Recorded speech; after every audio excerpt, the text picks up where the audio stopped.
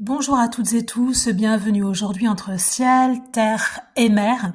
Je voulais vraiment vous souhaiter à toutes et tous une très belle nouvelle année 1, une année de nouveaux départs, d'édification, de consolidation, de structuration, qui vous place vraiment dans l'archétype du roi ou de la reine, c'est-à-dire dans l'archétype d'une personne qui est souverain ou souveraine de sa destinée, qui a la parfaite connaissance de ce qui ne lui correspond plus, de ce qui ne la nourrit plus, et qui a justement cette sagesse d'aller vers ce qui est juste et bon pour lui ou pour elle. Donc, l'année 2026 marque cette nouvelle posture, ce nouveau regard envers vous-même et certainement envers la vie, qui est la conséquence et le fruit de toutes vos expériences. Et 2025 a, lui, beaucoup plus marqué la finalisation de la déstructuration lente, soit de qui vous étiez ou d'un pan de votre vie. Là, ça va vraiment être à ramener à vos individualités. Toujours est-il que c'est cette déstructuration qui a pu commencer pour certains et certaines d'entre nous et d'entre vous aux alentours de 2013-2014, bien vous a permis en fait d'aller contacter vos parts d'ombre, parce qu'il est difficile d'être en harmonie, et puis il est difficile de se connaître quand on ignore ces parts d'ombre qui ont beaucoup de choses à nous révéler sur nous-mêmes, qui dans certains cas aussi ont des choses à protéger à l'intérieur de vous-même qu'il faut aller chercher, qu'il faut comprendre et conscientiser. C'est aussi une période qui vous a permis de certainement vous apercevoir aussi de certains cycles répétitifs qui vous rendaient mal ou qui vous vidaient de toute énergie. En tout cas, la fin de l'année 2025 vous a permis de vraiment conscientiser, même si c'est pas toujours joyeux, de conscientiser, de prendre vraiment la véritable mesure de ce qui n'est plus possible et de ce qui est en désaccord avec vous. Mais bien entendu, le nouveau départ en 2026 ne commence pas au 1er janvier 2026. Quand on est dans un passage, comme il est ici le cas, il y a forcément l'énergie de déstructuration de toute une partie de vous qui continue son œuvre, mais qui est beaucoup plus dans une courbe descendante, qui a beaucoup moins de force et de puissance, mais qui doit se terminer dans la grâce et les moyens parfaits.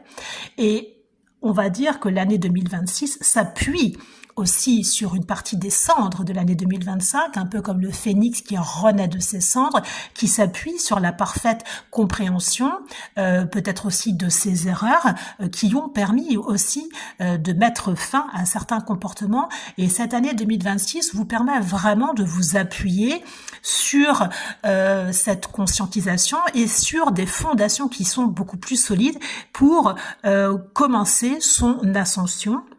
Et l'année 1 va vraiment vous permettre de continuer à ajuster, à niveler un petit peu comme une chape de béton quand on construit une maison.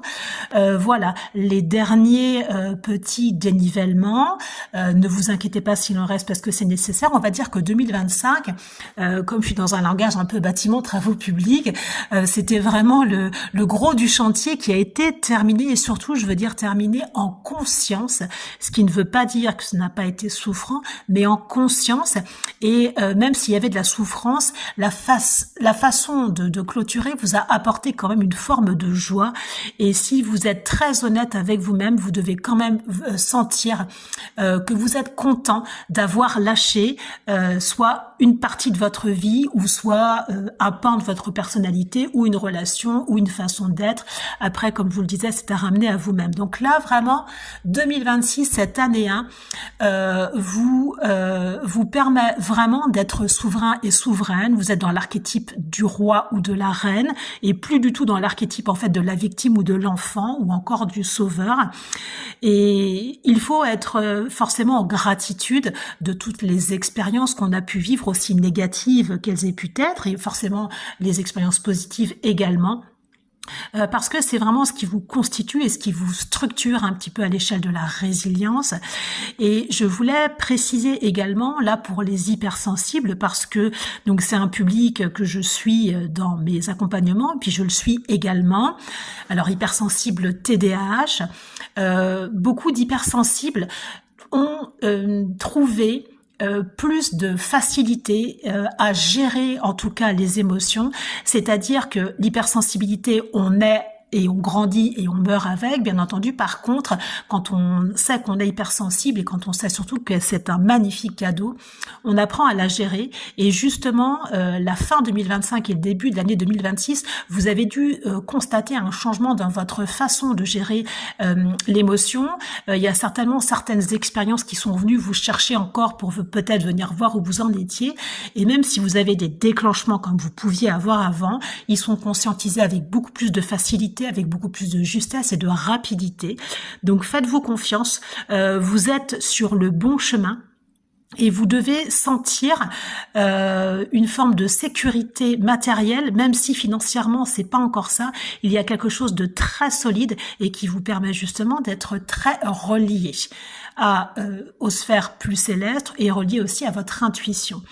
Donc vraiment pour cette année 1, donc là c'est pour tout le monde, je vous souhaite vraiment de pouvoir vraiment être à l'écoute de vos besoins intérieurs que vous avez dû circonscrire maintenant et surtout d'être en quête et d'aller vers les environnements donc professionnels, sentimentaux, relationnels, géographiques qui sont vraiment à même de nourrir vos besoins et de vous permettre de pousser. Là, vous êtes une jeune pousse, toute fraîche, quel que soit où vous en êtes dans votre parcours de vie. Là, il y a eu un reset qui a été fait. À vous maintenant d'aller semer vos graines, de vous fier à votre intuition, parce que votre intuition va être beaucoup moins maintenant parasitée par vos peurs et par vos pardons, même s'il en reste encore. Mais vraiment, il y a quelque chose qui est plus lucide, plus souverain et beaucoup plus ancré.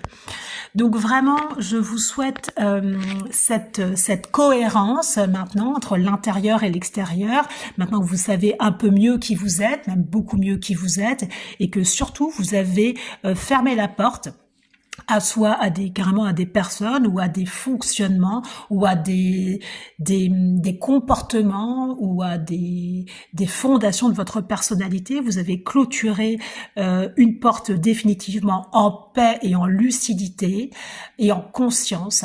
Maintenant, vous êtes vraiment top départ chrono dans la bonne direction pour vraiment aller vers ce qui est juste et bon pour vous. Et justement, pour vous soutenir, je voulais évoquer avec vous une pierre alors c'est pas forcément la pierre des nouveaux départs, mais c'est une pierre qui m'a vraiment appelée aujourd'hui, c'est la pierre de soleil, donc qui est apportée au niveau du chakra du plexus solaire.